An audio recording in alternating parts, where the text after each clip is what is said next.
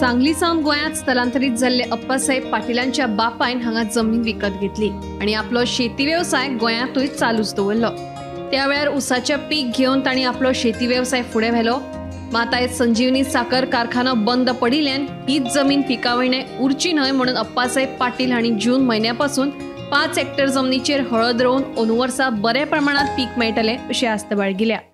इथं आम्ही पूर्वी ऊस पीक करत होतो। ऊस हे मुख्य पीक आमचं, परंतु फॅक्टरी बंद झाल्यामुळे आणि त्यानंतर महाराष्ट्रात किंवा कर्नाटकमध्ये ऊस फॅक्टरीला पाठवणं कठीण होऊ लागलं, म्हणून आम्ही पीक बदलण्याचा निर्णय घेतला।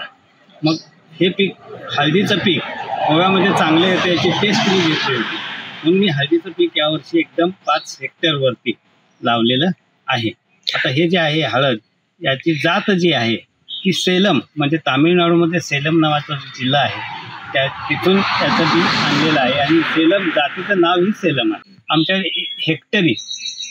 हेक्टरी साधारणतः 80 क्विंटल इतकी हळद होऊ शकते।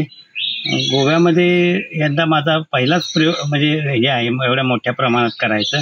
साधारणतः हेक्टरी 75 ते 80 क्विंटल इतकी हळद होऊ शकते आणि त्याचा भाव जो आत्ताचा आहे सध्या महाराष्ट्रामध्ये, म्हणजे महाराष्ट्रामध्ये सांगली हे प्रमुख ठिकाण आहे जिथं हळदीचा भाव ठरतो। महाराष्ट्र म्हणण्यापेक्षा भारतात हळदीचा भाव सांगलीमध्ये ठरतो।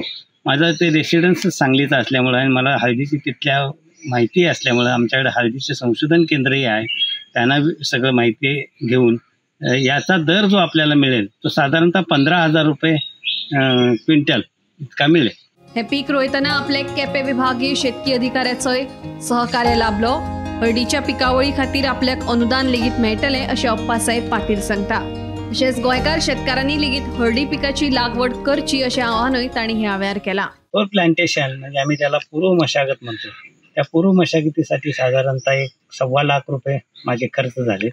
त्यानंतर मल्चिंग पेपर जो घातलेला आपण पांढरा मल्चिंग पेपर बघतो, तो मल्चिंग पेपर घालण्याचं कारण म्हणजे तण जास्त येऊ नये, निंदणी कमीत कमी यावी। गोव्यामध्ये तण जास्त येतं पाऊस असल्यामुळे, म्हणून तो एक। आणि त्याच्यानंतर ते अंतरणं आणि रोपं हे बी लावणं, सीड्स जे असतात ते सीड्स लावणं, याकरता साधारणतः 3 लाख रुपये माझे खर्च झालेले आहे।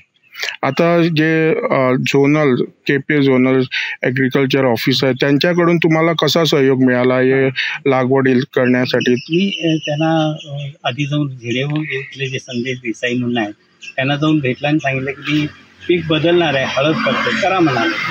मग हळदीसाठी त्यांनी मला सांगितलं की हेक्टरी 60,000 रुपये अनुदान आहे, त्यामध्ये बियाचा खर्च, प्लांटेशनचा खर्च, हार्वेस्टिंगचा खर्च असं सगळं आहे। आता हा थोडासा आजच्या खर्चाला बघितलं तर कमी आहे, कारण मला बियाणं जे लागलेलं आहे तेच मुळात 11,91,000 रुपयाचं बियाणं मी मागवलेलं आहे। म्हणजे 12 लाखाचं बियाणं आणि हे सगळं म्हणलं तर माझं 20 लाखापर्यंत हे सगळा खर्च येणार आहे। या म्हणजे एकरी 2 लाख रुपये तरी मिनिमम खर्च होणार आहे। आणि त्यांचे आम्हाला जरी सहयोग आहे, त्यांनी माहिती पण दिलेली आहे, त्यांनी साधारणतः मला 2.5 ते 3 लाख रुपये हे मिळतील, मला सबसिडीच्या स्वरूपात मिळतील। ठीक आहे, काही नाही त्यापेक्षा काही सबसिडी मिळते, त्यामुळे आमचा उत्साह वाढलेला आहे। आणि इतर शेतकऱ्यांनाही मला सांगणं असं आहे गोव्यातील की तुम्ही हळद करा।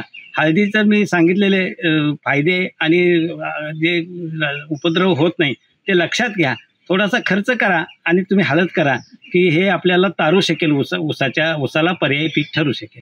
आम्ही मायणा गावात आसा, कारण म्हणल्यार की हळदीची लागवड आसा तेका, आनी जो शेतकरी आसा अप्पासाहेब पाटील त्यांची येऊन भेट केली। ते मूळ त्यांचे घर जे आसा ते सांगलीचे, पूण त्याचो बापूय अराउंड 1968 येऊन हांगा सेटल जालो।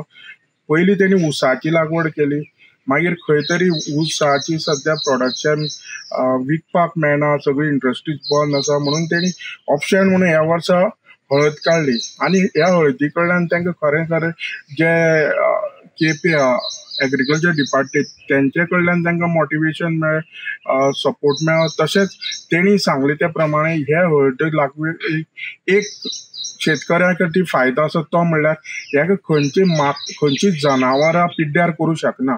मेन म्हणल्यार माकड, रानडुकर आनी गवरेडे जे आमच्या गोंयांक हे नासाडी करतात, लोकांक शेत रोवपाक दिना, हे जे जनावर आसा हे नासाडी करून दिना आनी खंय तरी तेणी शेतकऱ्याक आव्हान तुमी पयशे जास्त पडू पूण हळद लागवड करप ही आतां काळाची गरज आसा. शेतकऱ्यांक जर फायदो करपा जाय जाल्यार हेणी जे हळदीचे हे आसा लागवड आसा ती करपाक फुडाकार घेवपा जाय. हांव गोमंतक TV खातीर पिर्ल्यां साकून क्रिस्तानंद पेडणेकर.